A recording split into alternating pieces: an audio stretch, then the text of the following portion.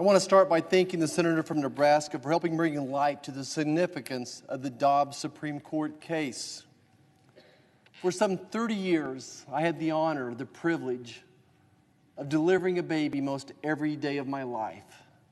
Some 5,000 babies in residency, another 5,000 babies in private practice. Some days I delivered none, other days it was one or two. There were days when I delivered 10, 11, 12 babies a day. Some of those babies I could fit in the palm of my hand. Other babies, I delivered several babies over 15 pounds. It's now been almost 4 years since I delivered my last baby, but I'm still often asked, do I miss obstetrics? And let me tell you, boy, do I miss it. My favorite part of the whole process, as I recall, though, was after a hard, long labor, is seeing that baby emerge from the mother, holding that baby in my hands and waiting for it to cry.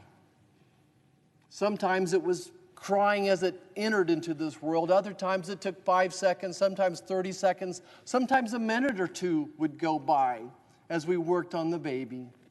But my favorite part of every pregnancy was taking that crying baby and handing it over to a new mom and dad. It was absolutely the most spiritual moment of my life, the closest I ever got to seeing what God was truly like, to see a newborn baby in the hands of its mom and dad with this just total agape love, this unconditional love. It was just the honor of my life to experience that almost on a daily basis. But today I want to talk about my favorite OB visit, which came at 15 weeks typically. At about 15 weeks after conception, moms would come in for maybe their third or fourth visit. My first question was always, are you feeling the baby move? And the mom's eyes would light up, and maybe she had had a miscarriage before, maybe she was an infertile couple, or maybe this was her third or fourth baby, but everyone, when I asked him, are you feeling the baby move yet? Her eyes would light up. And mom would lay down on the bed, and I would put my hands on her abdomen and feel the size of her uterus to assess how big the baby was.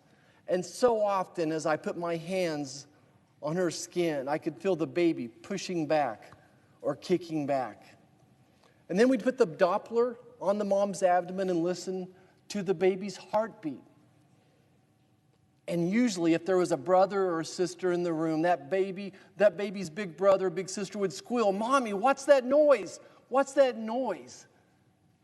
And almost every time as I heard the sibling ask mom that question, you could hear the baby's heart rate increase with excitement. That baby inside the womb knew that was its brother or sister there that was talking, and it was excited to hear that voice. And the mom would respond, "Darling, that's your little baby brother or sister." And as mom spoke, the baby's heart rate would slow back down to what it was before, that calming voice. So that brings me to the Dobbs case. The Mississippi Dobbs case protects life after that 15-week visit I just described. I recognize and believe that life begins at conception, but maybe not all of America agrees with me on that. But I do believe with all my heart, a huge part of America agrees, we should not allow abortions on babies that can feel pain or that can respond to their mom's voice or their siblings' voices, right? Ask yourself that same question.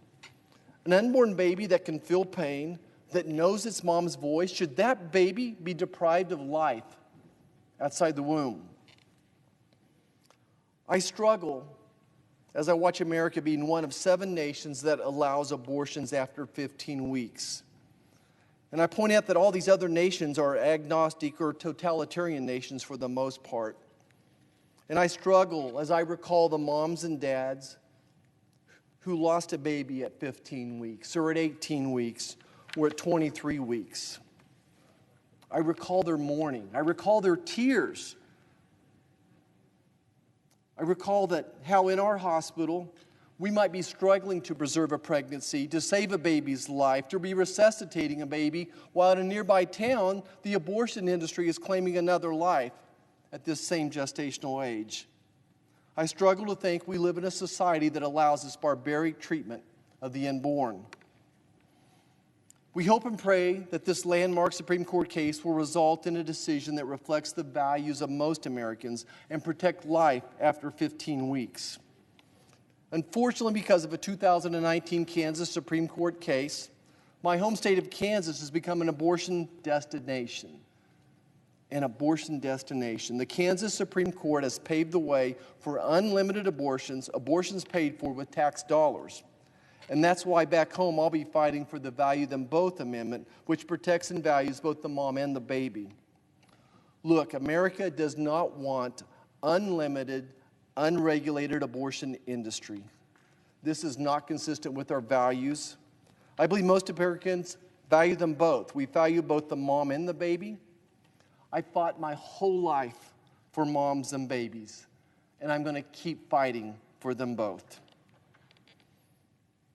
Mr. President, I'd like to yield the floor then to my friend and mentor from Texas who's been leading the fight up here in D.C. for years, and look forward to him sharing with us what Texans are talking about the significance of this Dobbs Supreme Court case. Thank you. Senator from Texas. President.